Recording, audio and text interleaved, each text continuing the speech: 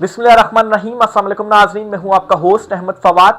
आज तारीख है 22 फरवरी और दिन है इतवार का। दो खबरें आज के व्लॉग में आपसे शेयर करूंगा। पहली बड़ी ब्रेकिंग न्यूज तो यह है कि एस्टेब्लिशमेंट नून लीग पर अब एतमाद नहीं कर रही और खुदा हाफिज का पैगाम पहुंचा दिया गया मुस्लिम लीग नून को। इस जमन में मोहसिन नकवी जो हैं नए वंडर बॉय, उनके वाले से ख्याल किया जाता है, वो सारी जमातों से मुलाकातें कर रहे हैं, लेकिन नून लीग के साथ वो मुलाकात नहीं कर रहे। क्या नून लीग को नए सेटअप में मुकम्मल तौर पर माइनस कर दिया गया? कुछ एक्सक्लूसिव डिटेल्स हैं, इस हवाले से आपके साथ में शेयर करूंगा। और दूसरी खबर यह है जी, बल्कि ब्रेकिंग न्यूज ये है कि इमरान खान साहब को नए इंतखाबात की भी जो यकीन दहानी है ना, वो करवाई गई है। अगर इमरान खान साहब डील कर लेते हैं, अगर खान साहब डील कर लेते हैं तो खान साहब को यकीन दहानी करवाई गई है कि खान साहब नए इलेक्शन भी हम करवाएंगे और आपके मशवरे से वो जो इलेक्शन है ना जी, वो इंतखाबात जो हैं वो करवाए जाएंगे। बनी गाला भी आप शिफ्ट हो जाएं, लेकिन कुछ हमें जो फेस सेविंग है वो दे दें। इस पर भी कुछ शाम तरीन और एक्सक्लूसिव डिटेल्स हैं, वो भी आपके साथ में शेयर करूंगा। और साथ साथ आपको ये भी बताऊंगा कि जो रिहाई फोर्स सुहेल आफरीदी साहब की जानिब से ऐलान किया गया था ना, अच्छा ये सिर्फ और सिर्फ अभी ऐलान ही है, ये अभी सिर्फ जहन में है, एक आइडिया है, लेकिन सिर्फ ऐलान ही किया गया है तो चीखें निकलना शुरू हो गई हैं। और अभी से ये कहा जा रहा है जी कि कुचल दिया जाएगा अगर रिहाई फोर्स बनाई गई। ठीक है, अभी तो सिर्फ जहन में आइडिया है माफ कीजिएगा। अभी जब ये बनेगी और ये काम करेगी तो फिर इनकी क्या हालत होगी और क्यों इस रिहाई फोर्स के ऊपर इतना ज्यादा रद्द-ए-अमल आ रहा है जी, इस पर भी कुछ एक्सक्लूसिव डिटेल्स हैं, वो भी आपके साथ में शेयर करूंगा। सबसे पहली जो खबर है ना कि मुस्लिम लीग नून जो है, इस पर एस्टेब्लिशमेंट का जो एतमाद है ना वो खत्म हो गया है जी, और इनको अलविदा का जो पैगाम है वो पहुंचा दिया गया है। कैसे पहुंचाया गया है? सबसे पहले तो मैं आपको बताता हूं जी कि मोहसिन नकवी जो हैं वो कुछ मुलाकातें कर रहे हैं जिनके हवाले से ख्याल किया जाता है कि वो एस्टेब्लिशमेंट के नए वंडर बॉय हैं। ठीक है, वो सारी जमातों से मुलाकातें कर रहे हैं, लेकिन नून लीग में से किसी से भी मुलाकात नहीं कर रहे और किसी भी मामले में नून लीग को लूप में नहीं लिया जा रहा। फिर मैं आपको स्टेटमेंट भी बताऊंगा जी एमक्यूएम की सबको मालूम है कि उनकी जो डोरे हैं वो एस्टेब्लिशमेंट के तरफ से जो है वो हिलाई जाती है, ख्याल किया जाता है। उन्होंने स्टेटमेंट दे दी है, बड़ी वाज़ेह स्टेटमेंट है, वो भी मैं आपके साथ शेयर करूंगा जी, जो जिसने नून लीग के ऊपर बम जो है वो फोड़ दिया है। पहले तो आते हैं मोहसिन नकवी की तरफ। ठीक है, सबसे पहले मोहसिन नकवी क्या करते हैं जी, उन्होंने तीन इंपॉर्टेंट मुलाकातें की हैं। एक एमक्यूएम से मुलाकात की है, एक काफ लीग के रहनुमाओं से मुलाकात की और एक बीएपी से, और फिर चौथी पीपल्स पार्टी का एक बड़ा इंपॉर्टेंट इजलास था और वो इंटरनल इजलास था पार्टी का, गैर वो कहते हैं ना कि एक तो ना एलामिया इजलास होता है, वो गैर एलामिया इजलास था और वो पार्टी का बड़ा पर्सनल सा इजलास था और इंटरनल इजलास था। ठीक है, उसमें आसिफ जरदारी, बिलावल जरदारी वगैरह जो है वो मौजूद थे, कुछ अहम क़यादत मौजूद थी और मोहसिन नकवी भी उसके अंदर मौजूद थे।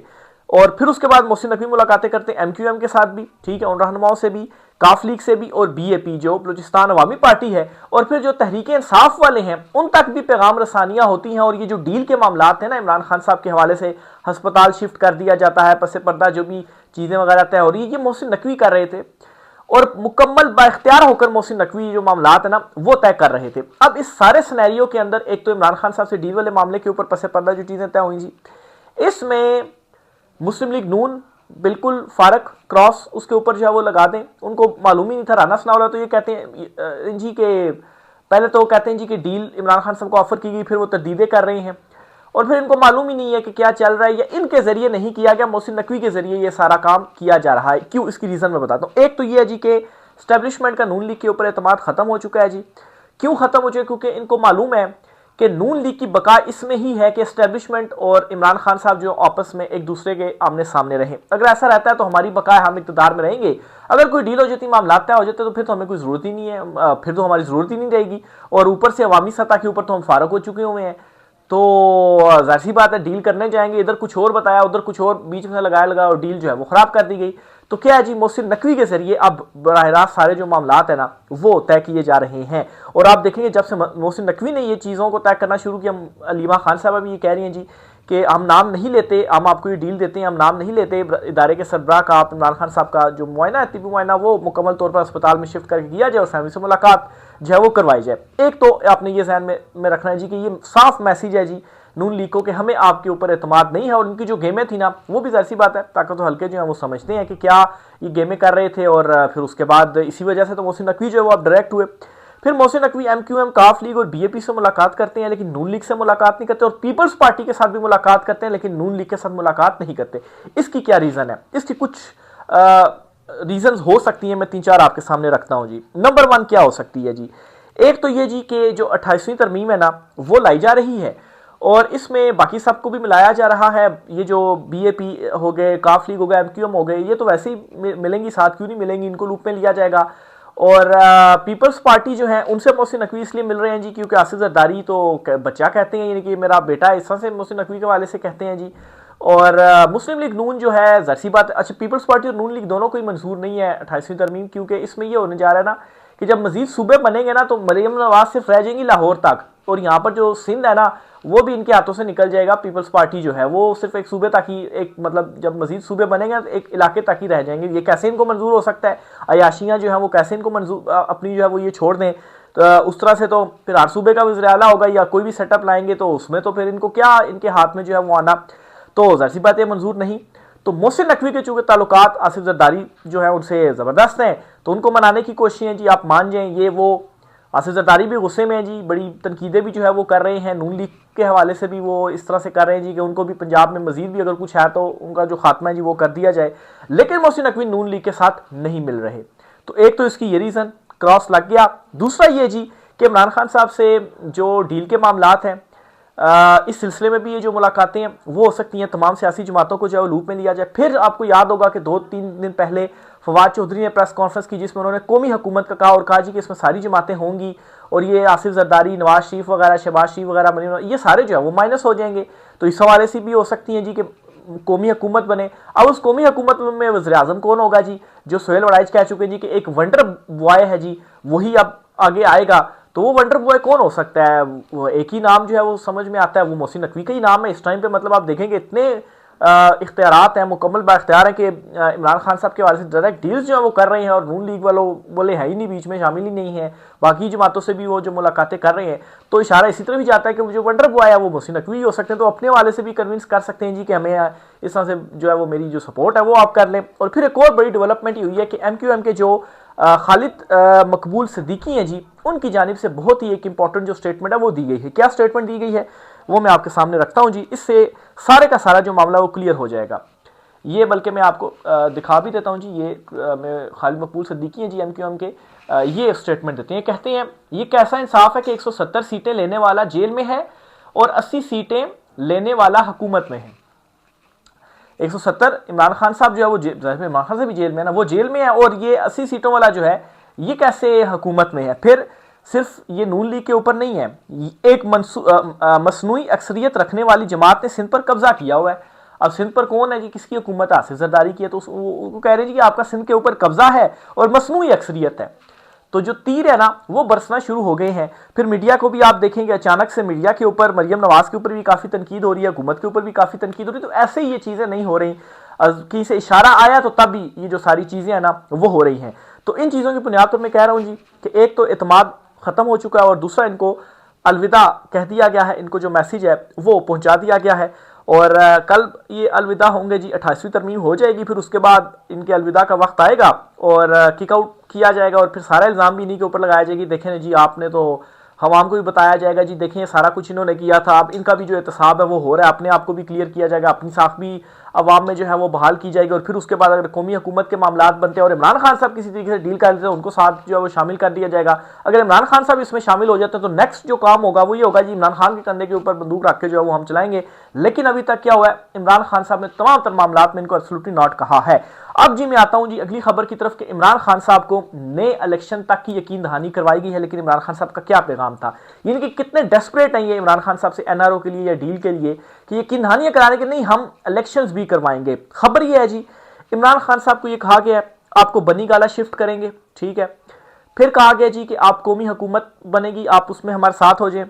यहां तक कि नए इलेक्शंस की भी यकीन दहानी करवा दी गई है कि नए इलेक्शंस होंगे और वो इलेक्शंस भी आपके मशवरे से होंगे, आप उसे मशवरा करके ही जो नया सेटअप है ना उसमें इलेक्शन कमिश्नर होगा या बाकी वगैरह जो है वो उसके बाद ही लगाए जाएंगे। और ये सारा कुछ कब हुआ है जी? ये अली अमीन गंडापुर की एक मुलाकात हुई इमरान खान साहब से, उस मुलाकात में इमरान खान साहब को ये जो डील थी जी वो ऑफर की गई। इमरान खान साहब की तरफ से क्या कहा गया जी? Absolutely not.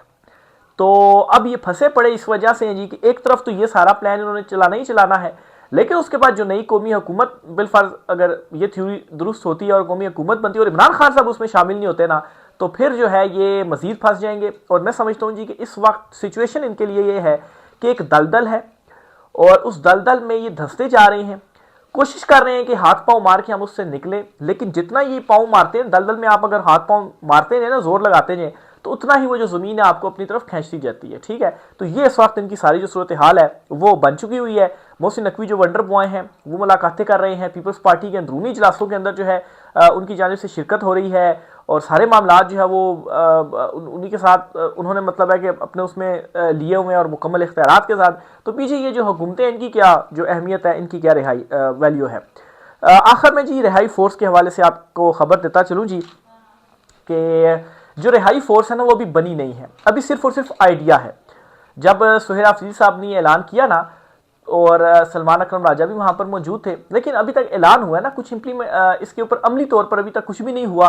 सुप्रीम कोर्ट के बाहर मीडिया से गुफ्तगू की थी सुहेल आफरीदी ने, वहां पर उन्होंने ऐलान किया था, लेकिन इस ऐलान के बाद बड़ा सख्त रद्द-ए-अमल आ रहा है हर तरफ से। इवन के जो एस्टेब्लिशमेंट के खुद साख्ता तर्जुमान है जी, जिनके वाले से ख्याल किया जाता है, मुनीर फारूक, उनकी तरफ से भी बड़ा मतलब है कि इस तरह की वो तासुर दे रहे थे जी अपनी गुफ्तगू में कि कुचल के रख दिया जाएगा अगर इस तरह की कोई फोर्स जो है वो हुई, जैसे कि पहले भी जो है वो किया गया है। तो इतनी ज़्यादा डर खौफ जो है वो क्यों है, क्यों इतनी बेचैनी है जी, खासतौर पर हुकूमती सफ़ों के अंदर भी। अब इससे मेरी क्या अंडरस्टैंडिंग है, मुझे ऐसा लगता है जी कि ईद के बाद ये जब तरमीम शर्मीम के मामलात आएंगे ना, और फिर उसके बाद इनको भी रगड़ा लगाया जाएगा, तो उस वक्त सुहेल आफरीदी जो हैं वो निकलेंगे, मार्च के लिए निकलेंगे और रिहाई फोर्स होगी ना, और अगर तब रास्ते बंद होते हैं और तब यहाँ से जो प्रेशर है वो डेवलप होता है ना, तो फिर इनके लिए मजीद जो मुसीबत है ना वो बन जाएगी। और इस मरतबा ऐसे नहीं होगा कि ये अली अमीन गंडापुर की तरह 12 इस्लाह फलांग कर चले जाएंगे। तो इस मरतबा जो लोग सुहेल आफरीदी के साथ आएंगे तो सुहेल आफरीदी डट कर खड़े हुए हैं। और दूसरी तरफ क्या हो रहा है जी कि आलमी सतह पर भी जो दबाव बढ़ता जा रहा है, और तीसरी सतह पर क्या हो रहा है जी कि जो माशी सूरत हाल है ना वो भी दिन ब दिन बिगड़ती जा रही है और इंतहाई खतरनाक हद तक बिगड़ती जा रही है। बेरोजगारी, महंगाई की शरह बढ़ती जा रही है, बल्कि वो मैं फिगर्स देख रहा था जी कि जो महंगाई की शरह है ना वो कोई 41% जो है वो बढ़ी है पंजाब के अंदर। ये पंजाब के हालात हैं, बाकी तो आप मतलब है कि छोड़ें।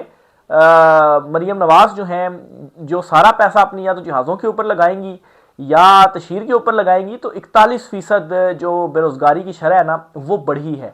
ये शरह हुई है अभी तकरीबन कोई 25% के करीब हो गई है। ठीक है, और इमरान खान साहब 2019-20 के जो फिगर्स हैं ना वो मेरे ख्याल से कोई 17-18 इस तरह के थे। तो ये मतलब है कि इनके जो 3 साल हैं या तीसरा चौथा साल है इनका जो इक़्तिदार है, उसमें ये सूरत हाल है। इमरान खान साहब को जो तनकीद किया जाता था जी, मीडिया हर रोज़ चला जाता था बाज़ारों में कि हाँ जी कितनी सस्ताई हो गई है या क्या तब्दीली आई है।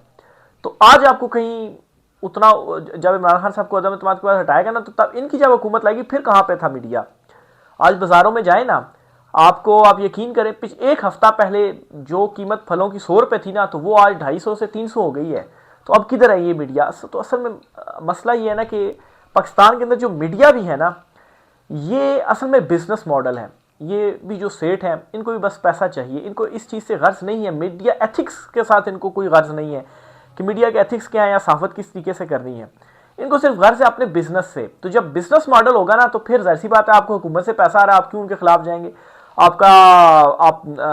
कोई पैमरा या कहीं से ऐसी मतलब है कि कोई बराह रास्त कहें या कोई रूल्स में ऐसी कोई पाबंदी तो नहीं है कि इमरान खान साहब का नाम नहीं लेना टीवी चैनल के ऊपर, लेकिन क्या ऊपर से प्रेशर है जी नाम नहीं लेना, तो क्या जी बानी पीटीआई। लेकिन उसके बावजूद आप देखें कि हर टीवी में जितने भी रात के आपके शोज होते हैं जी, करंट अफेयर शोज होते हैं, सारे किसके गिर्द घूमते हैं, इमरान खान के गिर्द घूमते हैं। इसके अलावा और कोई टॉपिक ही नहीं है उसके पास, उनके पास जो है। तो ये जी इस वक्त सारी सूरत हाल चल रही है। देखिए मामलात कहाँ जाकर रुकते हैं जी। इमरान खान साहब तो डटे हुए हैं और इनको इस वक्त लाले पड़े हुए हैं। मजीद इस वाले से जो भी होता है आपसे चीज़ें शेयर करते रहेंगे जी। आज की व्लॉग से इतना ही, रह के साथ कीजिएगा, इजाज़त दीजिए, अल्लाह हाफिज़।